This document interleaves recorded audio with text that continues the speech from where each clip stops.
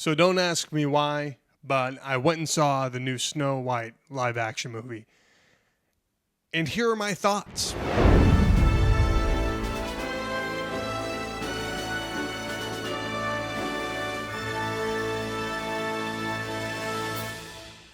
To get started, I went into this with no bias.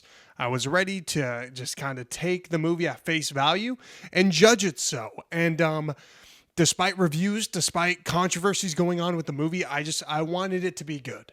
Key word there was want. And I'm not going to just throw a blanket statement over this movie. We're going to go into detail why I didn't like this. I'm going to keep it non-spoiler and dip into some spoilers kind of later on, because this is also a movie that came out like 80 years ago. So you should know the plot. If not, just go watch the original on Disney Plus. But let's hop into it. First off, the opening to this movie is not a great way to start the film. We start with the musical number, which is new. It's not in the animated. It's new to the live action. And let's just say it's no Evermore from Beauty and the Beast. It's horrible. I mean, they kind of just slap on explaining, the prelogue to Snow White's, origin. And it doesn't make any sense. And then we just go to the present time. Now, I'm a fan of Rachel Zegler. This is the actress that plays Snow White. She was amazing in the most recent Hunger Games movie, where she also sings in that. So she has a strong vocal presence. And in that movie, you can tell us that she can act. Don't know where this was during Snow White, because her facial expressions, I was like, what, are you mewing to the camera? What's going on here? I couldn't understand what emotion she was feeling, because she was throwing 10 different emotions at me.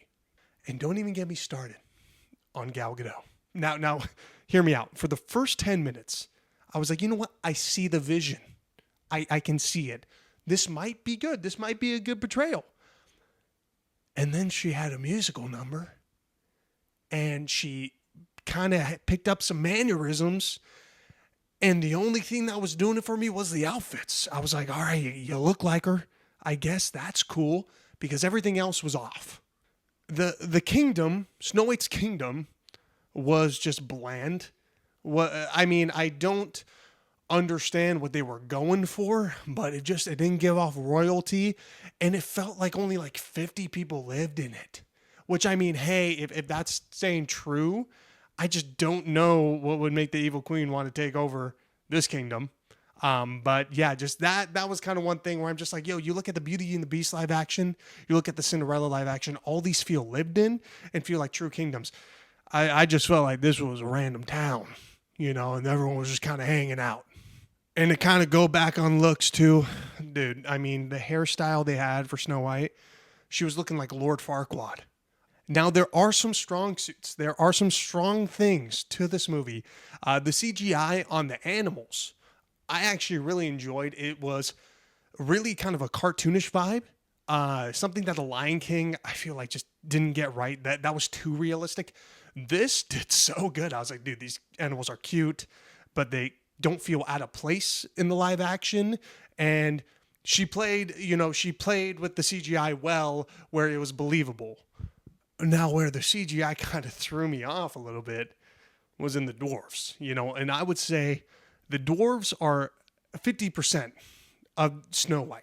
Like, you cannot have a good Snow White movie without good dwarves. And felt weird that they were animated. I feel like having, the live action humans with the cartoonish animals works.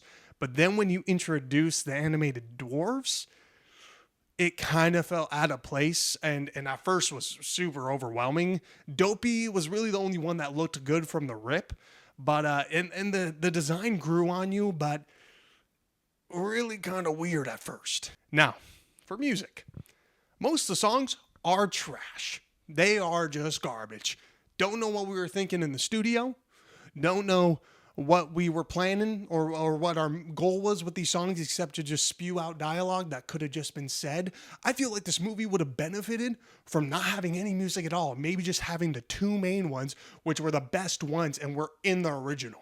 You have a poor attempt of a love interest with a really two forced corny songs that oh my gosh, it just like I had to look away. It was so bad. There was no chemistry between Rachel and this main guy. I mean, sorry, don't know your name. Not gonna look up, man. Just wasn't vibing. Just wasn't vibing with it. There was no character building. There was no character relationships that you cared about. There was no interesting characters at all. They were all just kind of bland. I mean, there was one dude with a crossbow who I kind of liked, but like even then, they don't go into his character enough for you to really grow with him throughout the movie. So it was just a waste. Now, for me to get into the things that I really liked about the movie, we would be dipping into spoilers.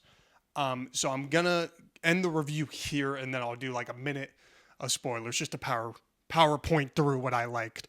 But yeah, guys, I'm gonna rate this a 2 out of 10. Just the only enjoyment I had was laughing with my fiance and the people behind me about how bad this movie was. I mean, don't go to the theater. I'm sorry. I'm a big go support movies, and do not wait for this to go on Disney Plus and then maybe throw it on when you're cleaning. Whistle while you work while you're watching this horrible movie. 2 out of 10. Don't waste your time. All right, so we're going into spoilers. Not that it really matters, but just a dip into spoilers. Here's what I liked about the movie. So her motivations kind of halfway through the film are to find her dad. The dad went missing. She's out to kind of find what happened to him. So that's good, and it moves the plot forward.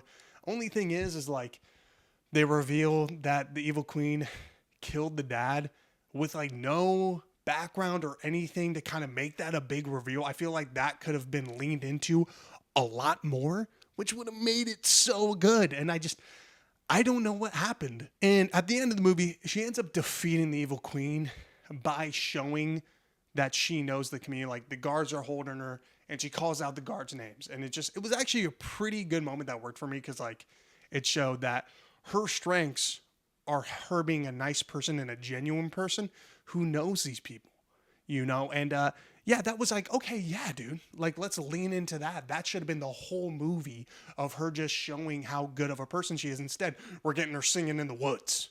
And also Gal Gadot, I mean, so in the original, the evil queen gets pushed off a cliff with the dwarves kind of like forcing her off, you know? And this one, she gets sucked into the mirror. And then the mirror reflects. And this is something I didn't realize because I was too busy thinking about how bad the movie is. My fiance pointed out that throughout the movie, you know, she's looking into the well. Snow White's looking into the well, and the reflection of the girl who she wants to be back to her. And at the end, when Gal Gadot gets sucked into the mirror and the mirror reforms, it's her reflection of her. So that was good. I feel like if we had an actual good movie, that would have been a touching moment that everyone was like, damn. But instead, it totally just went over my eyes because I was too focused on all the bad things in this film. So guys, that's going to be it. And I hope, and this isn't a high expectation, that this review gave you more enjoyment than seeing the movie would. And again, not a high expectation there, but if you did like this video, why don't you like it and subscribe? Because we got more movie content on the way. I'm also going to be doing reviews of all sorts of things. Let me know in the comments below what you thought of this movie, if you've seen it, or what you would like me to review on this channel. But thank you guys so much for watching. My name is Ben James. I'll catch you in the next one. Peace.